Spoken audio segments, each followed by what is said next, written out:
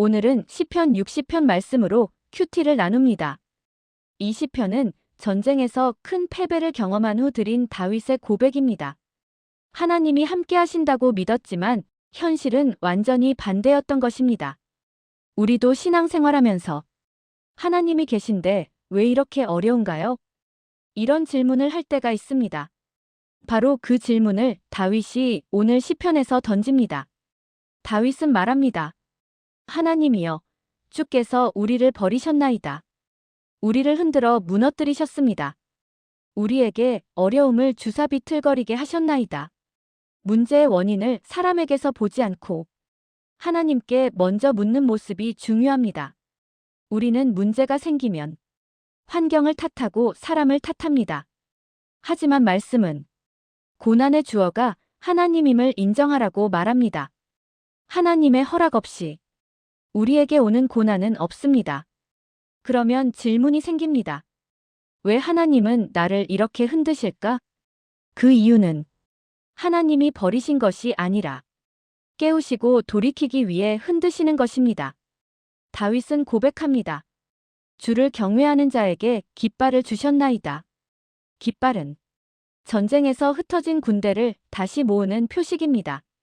즉, 하나님은 흩어지고 흔들리는 우리에게 다시 하나님을 바라보게 하는 깃발을 주십니다. 우리도 인생이 흔들릴 때 하나님은 사건을 통해 내게로 돌아오라는 신호를 보내십니다. 병, 관계 문제, 재정 문제. 이 모든 것이 우리를 무너뜨리기 위한 것이 아니라 하나님께 모으기 위한 깃발입니다. 하나님은 다윗에게 말씀하십니다. 내가 즐거이 외치리라. 길르앗도 내 것, 므낫세도 내 것, 모압은 내 목욕통이라. 사람의 눈에는 패배였지만 하나님의 눈에서는 이미 승리 구조 안에 있는 상황이었습니다. 우리는 눈앞의 실패만 봅니다. 그러나 하나님은 전체를 보시고 일하십니다. 내가 보기에 망한 것 같아도 하나님에게는 이미 준비된 길이 있습니다. 우리는 조각만 보지만 하나님은 전체 그림을 보십니다. 다윗은 마지막으로 이렇게 고백합니다. 사람의 도움은 헛되다. 우리는 하나님을 의지하여 용감하게 행하리니 그가 우리를 대적하는 자들을 밟으실 것임이라. 우리는 위로받으려고 사람에게 가고 해결하려고 사람을 찾습니다. 그러나 결국 사람의 도움은 제한적입니다. 특히 결정적인 순간엔 하나님만이 우리를 세우시는 분입니다.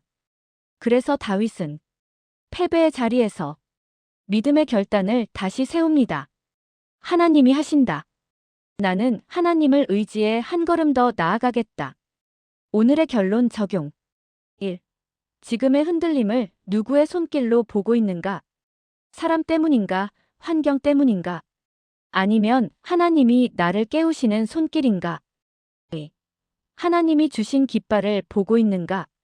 문제 속에 담긴 하나님의 부르심을 읽고 있는가? 3. 내 시선으로 상황을 보는가? 하나님의 시선으로 다시 해석하는가? 4. 사람의 도움에 기대고 있는가? 하나님의 개입을 기다리고 있는가? 마무리 기도. 하나님, 패배처럼 보이는 현실 속에서 저를 흔드시는 하나님의 손길을 보게 하소서.